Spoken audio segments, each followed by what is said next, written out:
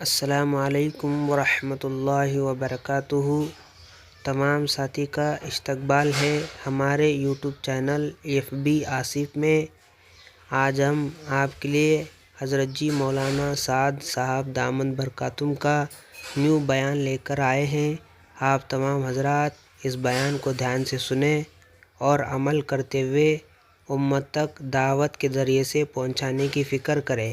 السلام علیکم ورحمۃ اللہ وبرکاتہ۔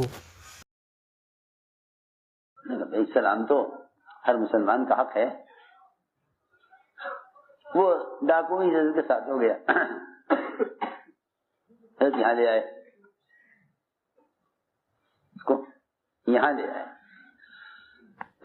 یہاں لا کر نے فرمایا کہ بھائی کیا آپ مجھ سے کیا چاہتے ہیں؟ میں کہا میں تم سے کچھ نہیں چاہتا، میں تو تم سے کچھ نہیں چاہتا، لیکن اللہ تعالیٰ تم سے دنیا میں دین کا کام لینا چاہتے ہیں۔ پہلی ملاقات ہو رہی کس سے؟ ڈاکو سے۔ اور کیا فرما رہے کہ اللہ تعالیٰ تم سے دین کا کام لینا چاہتے ہیں، کیونکہ ہمارا تصور تو یہ ہے نا کہ بھئی کوئی عالم دیندار متقی اللہ والا ہو تو اللہ اس سے دین کا کام لیں گے، اور آپ ان سے یہ کہہ رہے کہ اللہ تم سے کام لینا چاہتے ہیں۔ حضور اکرم صلی اللہ علیہ وسلم بعض مشرکین کی بھی صلاحیتوں کا تذکرہ صحابہ کے سامنے کیا کرتے تھے۔ فرمایا اگر یہ ابو سفیان بات سن لے تو یہ ایسا استعداد کا آدمی ہے کہ اگر یہ ہماری بات مان لے ہم تو اس سے یہ کام لیتے، ہم تو اس سے یہ کام لیتے۔ عمر رضی اللہ تعالیٰ عنہ ایک نصرانی کے اسلام کی تمنا کرتے تھے، صرف اس لیے کہ حساب میں بہت تیز ہے، حساب میں بہت تیز ہے، ہم تو مسلمانوں کی صلاحیتوں کو ضائع کر دیں، ہم تو مسلمان کی صلاحیت کو ضائع کر دیں صرف اس میں کہ یہ کام کیوں کریں، ان سے کام کیوں لیا جائے۔ اور حضور اکرم صلی اللہ علیہ وسلم اور خلفائے راشدین غیروں کی صلاحیتوں کو دیکھ کر ان کے اسلام کی تمنا کرتے تھے۔ کاش یہ آدمی مسلمان ہوتا تو میں اسے مسلمانوں کے خزانے کا محاسب اور اس کو CA بنا دیتا، یہ حضرت تمنا کرتے تھے۔ میں نے عرض کیا کہ انفرادی دعوت یہ حضور اکرم صلی اللہ علیہ وسلم کی وہ بنیادی سنت ہے، کیونکہ اللہ تعالیٰ کا وعدہ ہے کہ اللہ تعالیٰ دین کا پیغام پہنچانے والوں کے دلوں سے اپنے غیر کا خوف نکال دیتے ہیں۔ یہ پہلا وعدہ ہے، اللہ دین کا پیغام پہنچانے والوں کے دلوں سے غیر کا خوف نکالے۔ اس زمانے میں تو کیونکہ رواج اور جہالت غالب ہے، اسے لوگ اخبار رسائل کے ذریعے سے دعوت دینے کو سمجھتے ہیں کہ یہ دعوت دینے کا طریقہ ہے۔ اس سے بڑھ کر اور بھی مزید حماقت یہ کہ کوئی چینل ہو ایسا جس کے ذریعے سے دین کو دنیا میں پھیلایا جاوے۔ اللہ تعالیٰ نے رعب سنتوں میں رکھا ہے، اللہ نے رعب سنتوں میں رکھا ہے۔ سنو تو صحیح، جب ایک کھانے پینے استنجے کی لائن کی سنت کے چھوڑ دینے سے مسلمان کا رعب غیروں کے دلوں سے نکل جاتا ہے، جب ایک کھانے پینے اور ضرورت کے پورا کرنے کی سنت کو چھوڑ دینے سے مسلمان کا رعب غیروں کے دل سے نکل جاتا ہے، تو جو نبیوں کی بعثت کا اصل مقصد دعوت اللہ ہے، اگر یہ سنت کے طریقے سے ہٹ گئی تو پھر رعب کہاں باقی رہے گا؟ میری بات توجہ چاہتی ہے۔ اگر مسلمان صرف کھانے پینے اور پیشاب پخانے کی لائن کی سنتوں کو چھوڑ دے تو غیروں کے دل سے رعب ختم ہو جاتا ہے۔ وجہ اس کی یہ ہے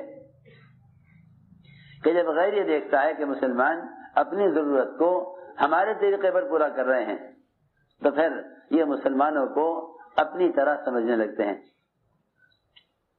مسلمانوں کو اپنی طرح سمجھنے لگتے ہیں کہ ہمیں ان میں کیا فرق ہے، ہمیں ان میں کیا فرق ہے؟ میں نے عرض کی ہے بات کہ اگر مسلمان صرف حاجت اور ضرورت کی لائن کی سنتوں کو چھوڑ دے تو ان کے غیروں کے درمیان سے امتیاز ختم ہو جاتا ہے اور غیروں کی ضرورت سے ان کا رعب نکل جاتا ہے. تو وہ سب سے بڑی سنت دعوت الی اللہ کی اگر وہ نبی کے طریقے سے ہٹ جائے اور اس سنت کو بدل دیا جاوے تو پھر مسلمان کا رعب غیروں میں کہاں باقی رہ جائے گا. ہم نے عرض کیا کہ انفرادی دعوت دینا کہ سب سے زیادہ اللہ تعالی کی طرف سے مدد اور نصرت کے نازل ہونے کا سبب ہے. اس زمانے میں ایک رواج غالب آیا، وہ یہ کہ دعوت دینے کے لیے ضروری نہیں کہ آپ خود چل کر جا کر دعوت دیں، حالانکہ قرآن میں صاف طور پر فرمایا کہ جو لوگ اللہ کے بندوں تک دین کا پیغام خود پہنچاتے ہیں، اللہ کے بندوں تک دین کا پیغام خود پہنچاتے ہیں، اللہ تعالیٰ نے ان کی حفاظت کا وعدہ کیا ہوا ہے. واللہ یعصمک من الناس، کہ اللہ آپ کی حفاظت کریں گے، اللہ آپ کی حفاظت کریں گے، اللہ آپ کی حفاظت کریں گے. میں نے عرض کیا کہ آپ نے سفر ہجرت میں ڈاکوں سے ملاقات کی، ان کو دعوت دی، دونوں نے اپنے نام بتایا آپ کو، آپ نے نام تبدیل کیے اور ان دونوں کو حضور اکرم صلی اللہ علیہ وسلم نے مدینہ منورہ آنے کے لیے فرمایا کہ مدینہ ہمارے پاس آؤ. یہ بھی ایک سنت ہے کہ تم جس کو بھی سفر میں دعوت دو اس کو مرکزی مقام کی طرف آنے کی دعوت دو. یہ بہت اہم بات ہے، اس لیے کہ مسلمانوں کی آپس کی اجتماعیت جبھی رہ سکتی ہے جب نئے سے نئے آدمی کو دعوت دے کر ماحول کی طرف لایا جائے. ہم نے عرض کیا کہ حضور اکرم صلی اللہ علیہ وسلم نے ان ڈاکوں کو دعوت دی، دونوں اسلام میں داخل ہوئے، کیونکہ اللہ تعالیٰ کا یہ وعدہ ہے، اللہ کا وعدہ ہے یہ ان تنصروا اللہ ینصرکم، کہ اگر تم لوگوں کو دعوت دے کر اسلام کی طرف، فرائض کی طرف لاؤ گے تو اللہ تعالیٰ تمہاری مدد ضرور کریں گے اور تمہارے قدموں کو دین پر جما دیں گے. ہم نے ایک بات عرض کی تھی کہ اللہ تعالیٰ کی غیبی مدد انفرادی دعوت کے ساتھ ہے. یہی وجہ تھی کہ حضور اکرم صلی اللہ علیہ وسلم جس طرح خود کسی انسان کا درجہ اس سے کم نہیں سمجھتے تھے کہ آپ اس کو دعوت دیں، آپ نے صحابہ کو بھی اسی بنیاد پر اٹھایا. بڑے بڑے بادشاہوں سے جا کر صحابہ ایسے بات کرتے تھے جیسے کسی غلام سے کی جاتی ہے، جیسے کسی غلام سے کی جاتی ہے. ربیع بن عامر بادشاہ کو دعوت دینے گئے، بادشاہ نے آدمیوں نے کہا کہ آپ کو بھی سواری چھوڑنی پڑے گی یہاں باہر، بادشاہ کے شہر میں آپ اپنی سواری سے نہیں جا سکتے. نے کہا کہ نہیں، ہماری شرط یہ ہے کہ ہم اپنی سواری پر ہی جا کر بات کریں گے. بادشاہ سے کہا گیا کہ جی وہ تو نہیں مانتے. بادشاہ نے کہا آنے دو. اب دیکھیے نا، اصل میں بات یہ ہے کہ جب مسلمان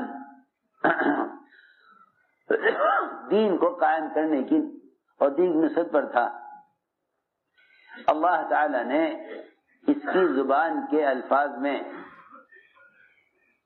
ایک تاثیر رکھی ہوئی تھی، اور پکی بات ہے یہ، خدا کی قسم، وہ تو اصل میں صرف دعوت دینے کی وجہ سے فرشتے صحابہ کی زبان پر بولا کرتے تھے. صرف دعوت دینے کی وجہ سے فرشتے صحابہ کی زبان پر بولا کرتے تھے. اس زبان مسلمان کہتا ہے ہم کیا کر سکتے ہیں؟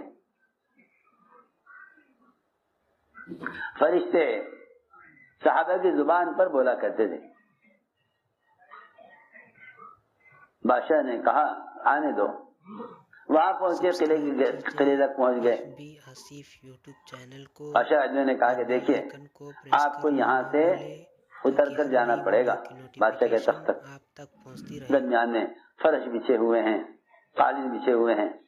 کہ نہیں، ہم تو